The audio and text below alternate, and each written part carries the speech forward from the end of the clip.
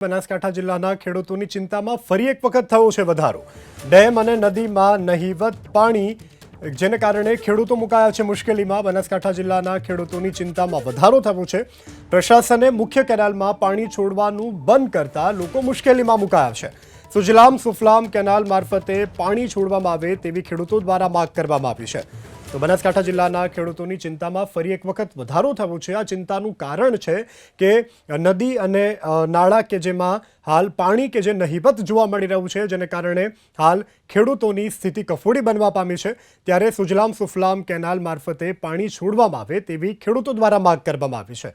આટલો અનરાધાર વરસાદ વરસ્યો છતાં પણ બનાસકાંઠાના અનેક ડેમ, અનેક નદી નાળાઓ કે જે હજુ પણ કોરા ધાકોર ભાસી રહ્યા છે, જેને કારણે ખેડૂતોએ સુજલામ સુફલામ મારફત સિંચાઈનું પાણી છોડવાની માંગ કરી છે। પ્રશાસને મુખ્ય કેનાલમાં પાણી છોડવાનું બંધ કરતા લોકો મુશ્કેલીમાં મુકાયા છે।